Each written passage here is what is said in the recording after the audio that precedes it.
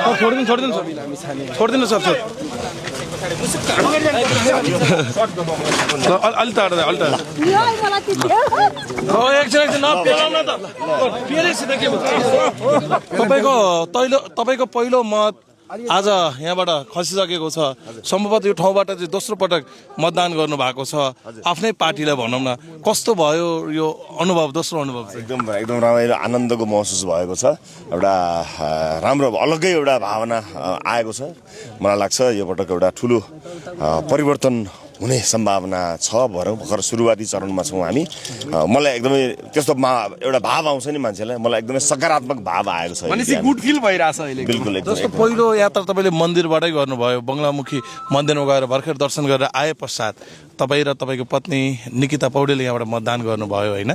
यो 79 को मतदान र यो 82 को मतदानमा त्यो फरक तपाईँले अघि भन्नुभयो नि, गुड फिल आयो भन्नुभयो त्यो बेलामा। यो किन फरक छ भने यो इतिहासको एउटा यस्तो मोडमा देश आइपुगेको छ। विशेष गरेर कलिला भाइ बहिनीहरूले चाहिँ आफ्नो बलिदानी दिएपछिको परिवर्तनका लागि भएको निर्वाचन हो। यो एउटा दुःखद घटनाले देखाउन खोजेको एउटा सुन्दर भविष्यको चुनाव भएको हुनाले विगतका कुनै पनि चुनावभन्दा यो चुनावको महत्त्व अलिक बढी छ। त्यस कारणले अलिकति भावुक पनि भएँ म यो परिस्थितिलाई हेरेर।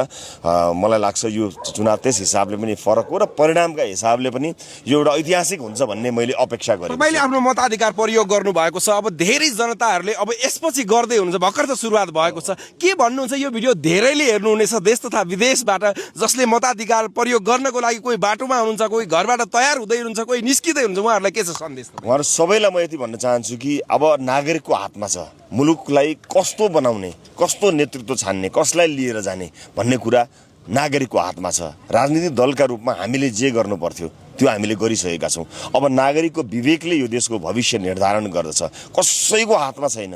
एक नागरिकको आफ्नो हातमा छ। त्यसैले आफ्नै हातले आफ्नो भविष्य लेख्ने यो सुनौलो अवसर हो। इतिहासले यस्तो अवसर दिँदैन। त्यस कारणले म सबैलाई अपिल गर्न चाहन्छु, विवेकपूर्ण ढङ्गले मुलुक र आफ्ना सन्ततिको भविष्यलाई मध्यनजर राखेर निर्वाध रूपमा मतदान गर्नुहोस्। म यति नै भन्न चाहन्छु।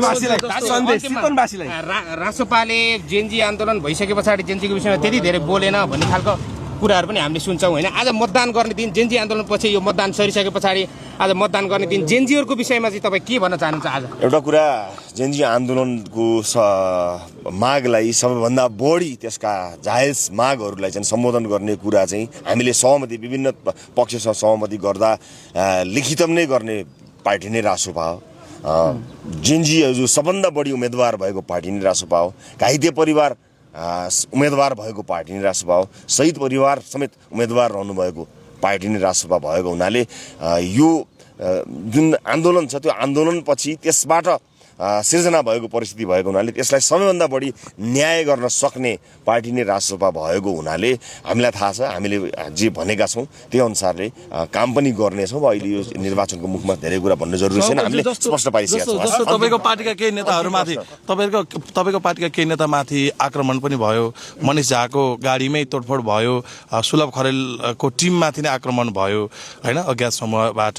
यो आक्रमणको घटनालाई तपाईँले कसरी लिनुभएको छ सूक्ष्म रूपमा? एकदम निन्दनीय कुरा हो। अघिल्लो पटक पनि यस्तो भइरहेको थियो। यो चाहिँ के भने एउटा पराजित मानसिकता नै सुरुमा देखिन्छ। त्यस कारणले यो लोकतन्त्रको सबभन्दा ठुलो अभ्यास भनेको निर्वाचन हो।